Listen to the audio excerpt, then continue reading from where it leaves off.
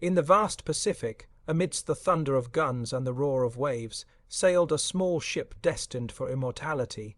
She was not a battleship, not a cruiser, not even a carrier. She was a destroyer, sleek, fast, fragile. Her name was USS Johnston, DD-557, but on one fateful day in October 1944, she would fight like a battleship, carving her place forever into the annals of naval history. Launched in March 1943 from the Seattle Tacoma Shipbuilding Company, Johnston was a Fletcher-class destroyer, just 376 feet long, lightly armored and bristling with torpedoes and 5-inch guns. Her job was never to stand toe-to-toe with the giants of the sea. She was built to screen carriers, hunt submarines, and protect the mighty capital ships from danger. But fate had other plans. Her captain, Commander Ernest E. Evans, was a man unlike any other. Half Cherokee, fiery in spirit and utterly fearless, Evans promised at Johnston's commissioning, "This is going to be a fighting ship. I intend to go in harm's way, and anyone who doesn't want to go along had better get off right now." The crew believed him, and soon the Pacific would too.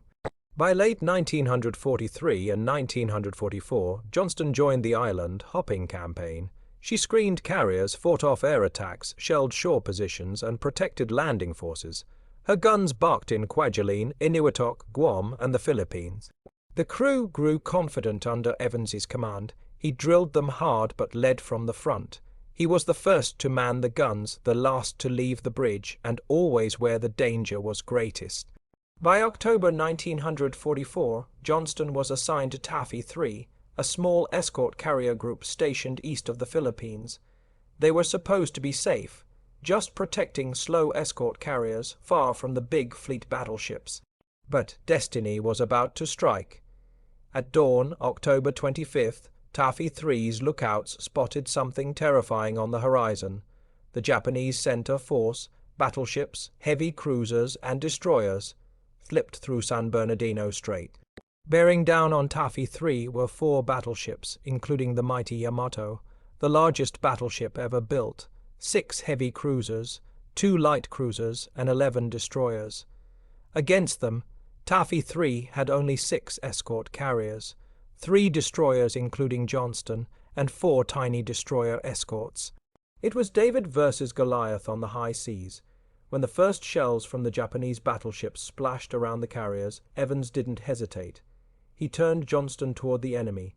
Without orders, without support, Evans shouted, "Full speed ahead, commence attack."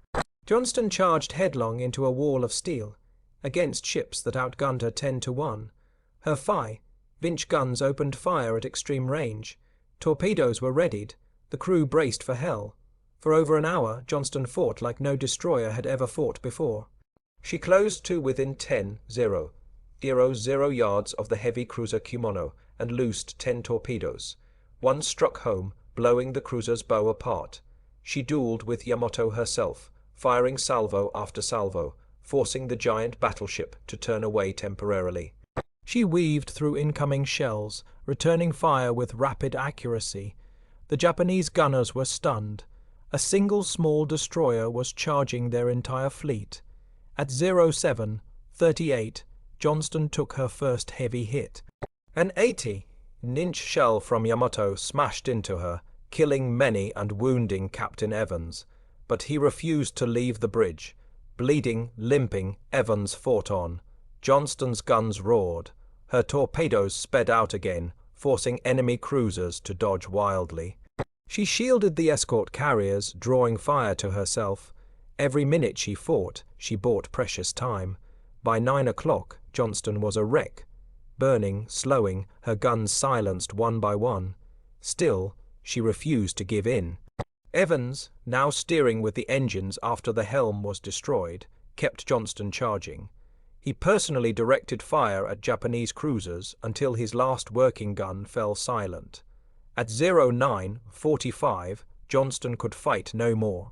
Listing, burning, and dead in the water, she was finally abandoned.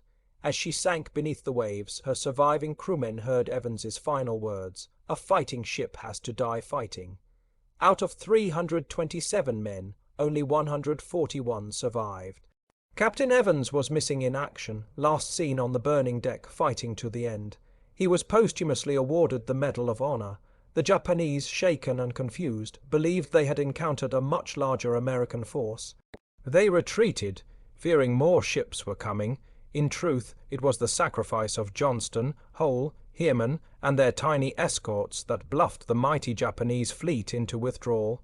The U.S. Navy called it one of the most heroic actions in its history.